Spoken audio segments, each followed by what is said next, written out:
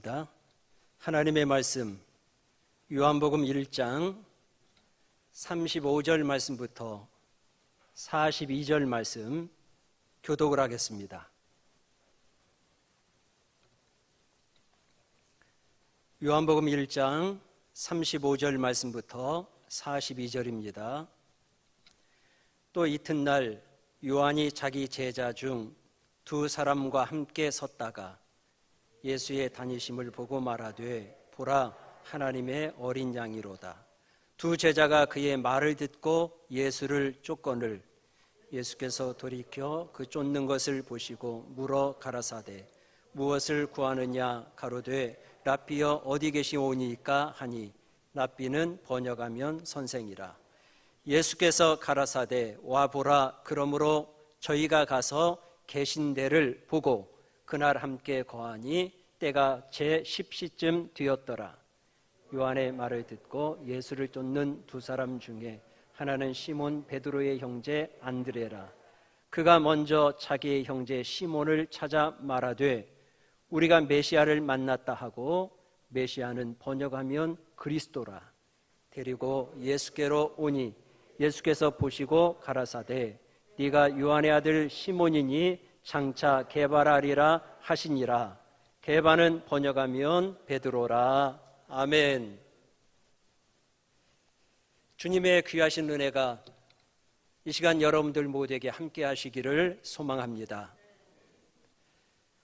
오늘 요한복음 1장 35절 이하에 보면 세 사람의 인물이 나오고 있습니다. 첫째는 베드로, 그 다음에 안드레, 또 한 사람은 요한, 이렇게 나와 있습니다. 이 중에서 특별히 주인공은 베드로인 것 같은데 사랑하는 베드로를 이 시간에 잠깐 만나보면서 말씀을 나누겠습니다. 옛날 성당에 천주교에 가보면 지붕 꼭대기에 닭 한 마리를 세워놓은 것을 볼 수가 있었습니다. 왜 하필이면 닭을 세워놨을까? 새벽에 닭이 울기 전에 예수님을 3번이나 부인했던 베드로를 기억하면서 당신들은 베드로처럼 되지 말라고 경각심을 불러일으키기 위해서 십자가 위에 닭을 달아놓지 않았나 생각을 하게 됩니다. 참 그러고 보면 우리 인간은 하찮은 미물 닭 울음소리에도 회개하는 것을 보니까 저를 비롯해서 많은 인간들이 하나님 앞에 회개할 것이 참 많은 것 같습니다. 특별히 성경에 많은 인물들이 있습니다. 저는 나중에 혹시 이 사람들을 볼 기회가 있다면 천국에서 보든 어디에서 보든 베드로를 한번 보고 싶어요. 또 경건한 사람 요셉도 보고 싶고 바울이라고 하는 사람 어떻게 생겼을까 궁금하기도 합니다. 특별히 이 베드로라고 하는 사람은 우리가 아는 것처럼 굉장히 실수도 많았고 모순이 많은 사람이었습니다. 너무나 나와 비슷하기 때문에 만나보고 싶은 마음이 듭니다. 베드로라고 하는 사람 여러분들 한번 상상해 보십시오. 어떻게 생겼을까요? 아마 눈은 부리부리했을 것 같고 머리털은 돼지 머리털처럼 뻣뻣했을 것 같고 광대뼈가 나왔을까 어떨까 모르겠습니다. 아무튼 코는 주먹만한 그런 크기였을지도 모르겠습니다. 아무튼 이 베드로라고 하는 사람을 연구하고 성경을 보면 굉장히 이 사람은 직선적이고 감정적이고 자기 느낀 대로 행동하는 그러면서도 후회하고 여린 마음을 가지고 있는 사람이 베드로였습니다. 그런데 이런 베드로가 우리 주님 앞에 붙들림 바 되어서 쓰임을 받았어요. 어떻게 하면 그런 사람이 여러분 하나님의 부름을 받을 수 있었을까 생각도 해보는 것입니다.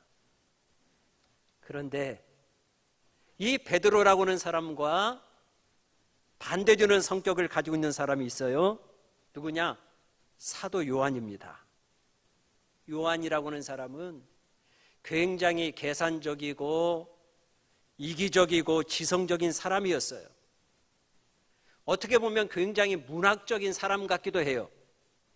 그래서 베드로와 요한이 예수님의 부활 사건을 놓고 두 사람이 막 뛰어갑니다.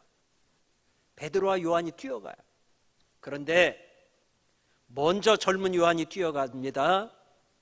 뛰어가서 이 사람은 굉장히 주도 면밀한 사람이기 때문에 예수님의 그 무덤 앞에 도착해서 바로 들어가지 않아요. 문부터 살피는 것입니다. 그런데요, 급한 베드로는 어떻게 하느냐? 뒤를 따라오다가 보지도 않고 무덤에 도착해서 그냥 씩씩거리면서 무덤 안으로 돌진하는 베드로를 볼 수가 있습니다. 요한복음 성경에 보면 다 나왔어요. 그러니까 베드로라고 하는 사람과 요한이라고 하는 사람의 성격이 얼마나 대조적인가 알 수 있습니다. 이처럼 하나님은 베드로같이 급한 사람도, 저돌적인 사람도, 실수 많고 허물이 많은 사람도 그 됨됨이를 이용하시고, 성격이 급하면 급한 대로, 또 느리면 느린 대로 하나님은 그 사람의 성격 또한 이용하신다는 것입니다. 성격이 나쁘면 그 나쁜 성격을 고쳐서라도 정말 주님이 쓰시기에 합당한 사람으로 만들어서 사용하시기도 하신다는 것입니다. 하나님은 베드로를 쓰셨습니다. 그리고 베드로로 하여금 참으로 놀라운 생애를 마지막에 살 수 있도록 그 베드로를 변신시켜 주셨습니다. 베드로를 불러주신 하나님을 생각하면 우리 한번 따라서 합니까? 따라서 할까요? 우리도, 나도 소망이 있다. 베드로같이 급하고 실수 많은 사람, 모순 많은 사람을 쓰셨다면 여러분들 소망 있지 않습니까? 저는 귀하신 여러분들은 훨씬 더 베드로보다 유식하시고 능력도 되시고 멋지고 잘생기고 신실하신 분이라 저는 여러분들 다 쓰임바 되어질 줄로 믿습니다. 여러분들이 가끔 사람 있는 데서 소리치면 저 사람 돌았나 이렇게 할지 모르니까 집에 가셔서 혼자 있을 때 나도 소망 있다, 나도 소망 있다, 베드로 같은 사람을 쓰셨는데 하나님도 나를 쓰실 수 있다 하는 이런 소망 있다 하는 말을 여러분들이 스스로 유치할 수 있기를 바랍니다. 특별히 베드로는 우리가 아는 것처럼 벳세다 지방 출신이었습니다.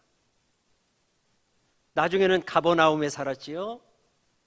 그리고 베드로는 여러분들처럼 결혼을 했습니다. 어떻게 할 수 있느냐? 베드로의 장모가 있는 것을 보면 베드로는 틀림없이 결혼을 했다. 그렇다면 이런 베드로가 어떻게 예수님을 만나게 됐을까? 베드로는 안드레의 초청을 받아서 예수님을 만나게 되었습니다. 하나님은 우리를 향하는 부름이 분명히 있지만 하나님은 나를 위해서 부르시는 부름이 있는데 우리가 그것을 잘 못 들을 때가 많아요. 듣기는 들어도 그 음성을 희미하게 듣는 데 문제가 있다는 것입니다. 하나님의 음성은 분명히 나에게 주셨는데 그 음성이 내 귀에 안 들리는 데 문제가 있어요. 여러분, 하나님의 음성보다 내 목소리가 크면 하나님의 소리가 안 들려요. 그렇기 때문에 우리 모두가 하나님의 음성을 듣기를 원하신다면 여러분들의 음성을 낮추십시오. 여러분들의 생각을 꺾으세요. 그리고 조용히 묵상하며 하나님의 음성에 귀를 기울이시기 바랍니다. 오늘날 우리 시대가 지금 나에게 무엇을 소리 지르며 요구하고 있는가? 여러분들 다 부모님들이신데요, 여러분들의 자녀들이 지금 여러분들에게, 부모님에게 무엇을 요구하고 있는지 들리십니까? 이것을 듣는 귀가 있어야 합니다.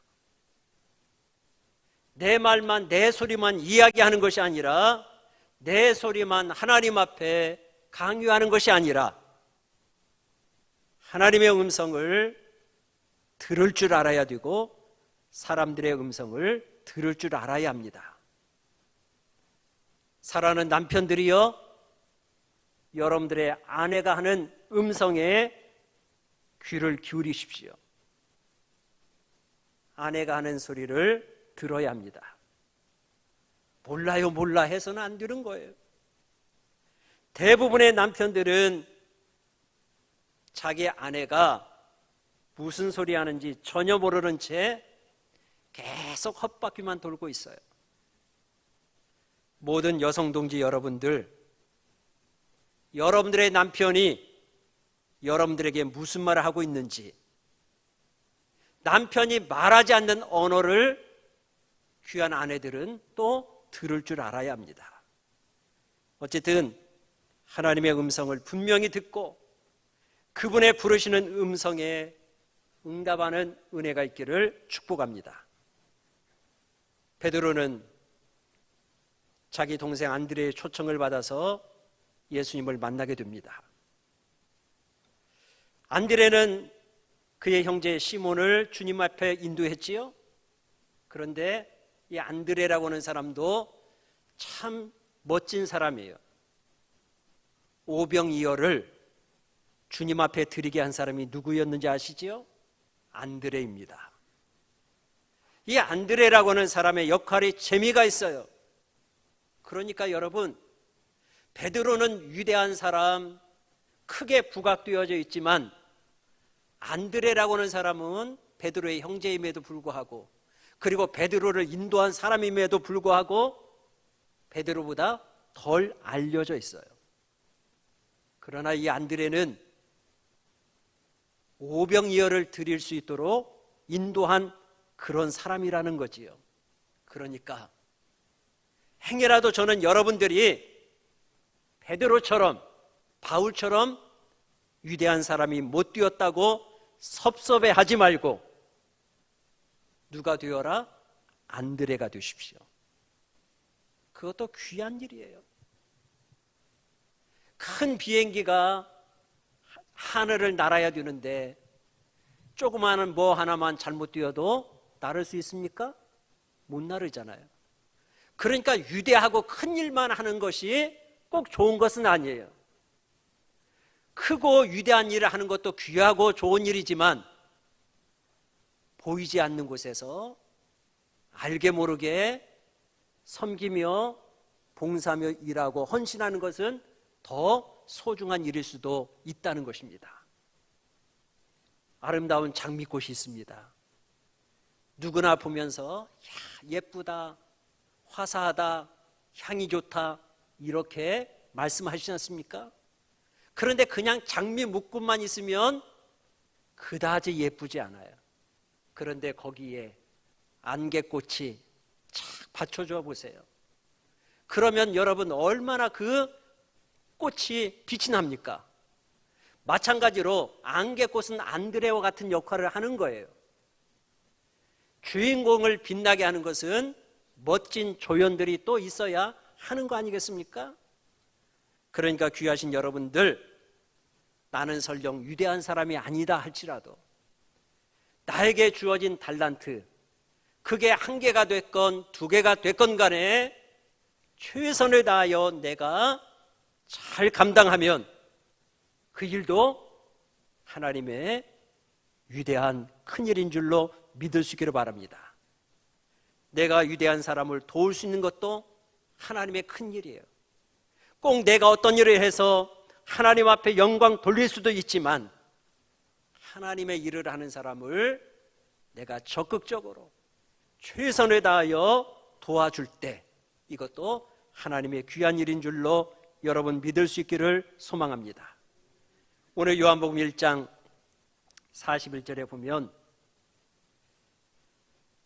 안드레가 자기 형제 시몬을 찾아갔습니다. 말합니다. 우리가 메시아를 만났다. 우리가 누구를 만났다? 메시아를 만났다. 예수를 만났다는 거예요. 전도가 무엇이냐? 내가 만난 하나님, 내가 만난 주님을 말하는 것이 전도예요. 내가 몇 년도에 나는 이렇게 주님을 만났습니다.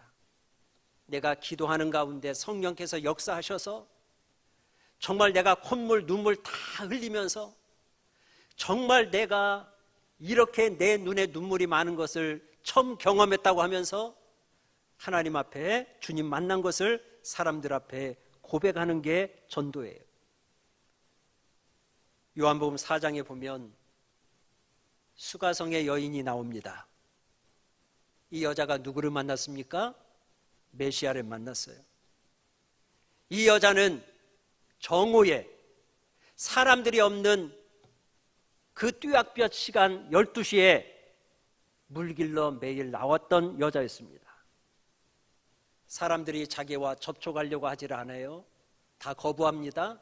그래서 사람들이 없는 시간에, 가장 뜨거운 시간에, 사람들을 만날 수 없는 시간에 물길로 나왔는데 이 여자가 예수님을 만났어요. 그때 뭘 버려뒀습니까? 물길로 온 물동이를 내던져 버렸어요. 무슨 말입니까? 자기의 목적을 바꾸는 것입니다. 신앙이라고 하는 것은 목적을 바꾸는 거예요.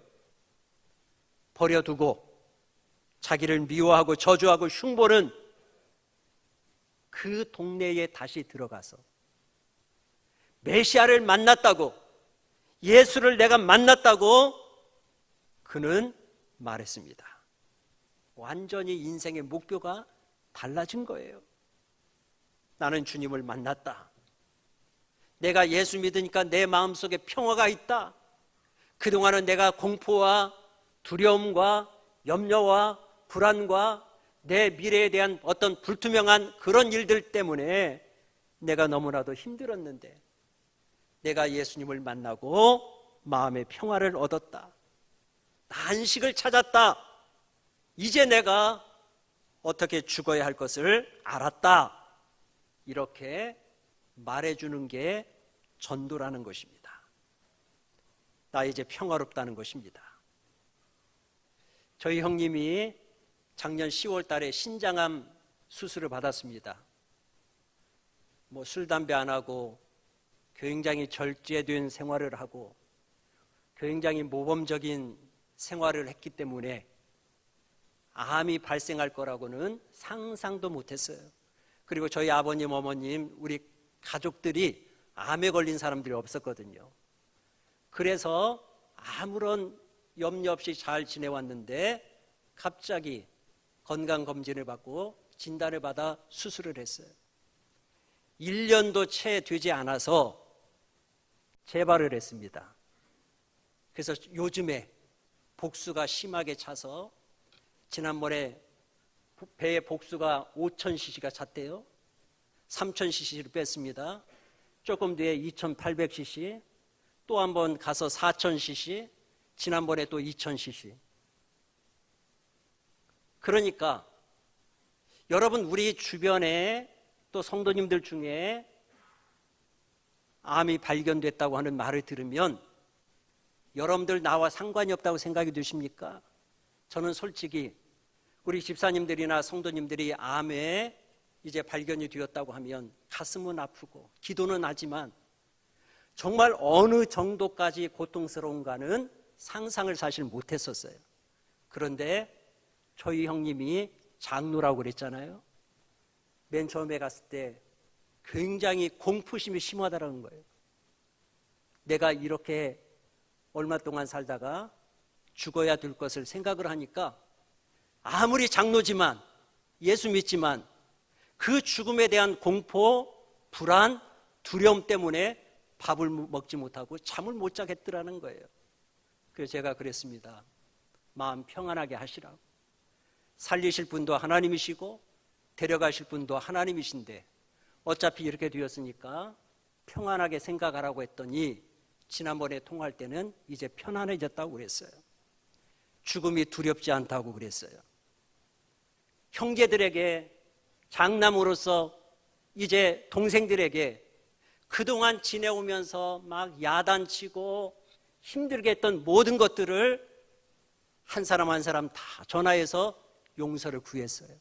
저한테도 용서를 구하고 저희 누님들한테도 다 전화해서 내가 잘못했다, 용서해달라. 내가 이렇게 내가 죽어 하나님 앞에 천국에 가든 어디로 가든 간에 너희들한테 내가 용서함을 받고 가고 싶다고 하면서 울면서 전화를 했어요. 여러분, 우리에게 예수님 만난 것이 있다면, 정말 내가 진정으로 주님을 만났다면 우리는 죽음이 두렵지 않습니다. 왜 그렇습니까? 메시아를 만났기 때문에 그래요. 내가 여러분들을 사람들 믿게 할 수 없어요. 그러나 내가 믿으면서 느꼈던 것, 내가 믿으면서 받았던 은혜, 내가 신앙생활하면서 하나님이 나를 인도해 주셨던 모든 사건들을 내가 전할 수는 있다는 것입니다. 그래서 그 사람을 감동시켜서 예수 믿게 하시는 분은 성령님이시고 하나님이신 줄로 믿습니다. 그래서 우리는 그 사람이 또 내 주변 사람들이 예수님을 잘 만나도록, 예수님을 잘 볼 수 있도록 우리가 살펴서 피해야 되면 피해주고 못 보게 방해하지 않으면 된다는 것입니다. 보여준다고 여러분 열심히 할 것도 없어요. 그러니까요, 초신자들이라도 신앙생활 한 지 얼마 안 된 사람들, 좀 내가 직분이 있고 오래 믿었다고 해서 이렇게 알려줄 필요도 없어요. 그 사람들이 교회 나와서 말씀 듣고 신앙생활 잘 할 수 있도록 내가 방해만 안 하면 되는 거예요. 그런데 우리는 예수님 이름으로 너무나도 쉽게 상처를 줄 때가 많아요. 그러니까 여러분, 어떤 의미에서 보면 예수를 못 믿게 하는 원인 중에 하나가 어떻게 생각해 보면 예수 믿는 우리들 자신이 아닌가 생각해 보세요. 신경질 냅니다. 참지 못합니다. 질투합니다. 싸웁니다. 이런 걸 통해서 예수님의 영광이 가리워지지 않겠습니까? 그래서요, 저는 귀하신 여러분들이 교회 안에서 성도님들끼리 어떤 이유든지 간에 싸우거나 질투하거나 나쁜 말 하지 마십시오. 예수 믿는 사람들에 대해서 나쁜 말 할 필요가 없어요. 다른 교회에 대해서 나쁜 말 할 필요도 없고 우리 교회에 대해서도 좋은 말 안 좋은 말 할 필요도 없어요. 그저 불신자들 앞에서 예수 믿는 사람들 절대로 여러분 나쁜 말 하지 마십시오. 덕이 되지 않아요. 42절에 보니까 예수께 데려왔다고 그랬어요. 예수께 데려오니, 저는 여러분들, 귀하신 여러분들 하실 수 있는 일이 있다면 믿지 않는 사람들 하나님의 말씀에 접촉할 수 있도록 여러분들이 애써서 데려오십시오. 물론 요즘 기독교가 땅에 떨어지고 많은 사람들에게, 안 믿는 사람들에게 욕을 먹고, 아까도 목사님이 말했지만 어떤 지역에서는 이장들이 막 찾아 나가서 예수 믿지 말라고, 믿으면 어떻게 해코지하고 힘들게 한다고 하는데, 그럴지라도 그렇다고 해서 우리가 포기해야 됩니까? 안 그렇습니다. 가장 가까운 여러분들 가족들부터 여러분들이 데려오시고 그를 위해서 기도하십시오. 그럴 때 하나님께서 참으로 주님의 귀하신 은혜와 능력 속에서 여러분들을 소망 있는 사람으로, 쓰실 만한 사람으로 바꿔주시고 이끌어 주실 줄로 믿습니다. 하나님의 귀한 은혜가 여러분들 모두에게 함께하기를 소망합니다.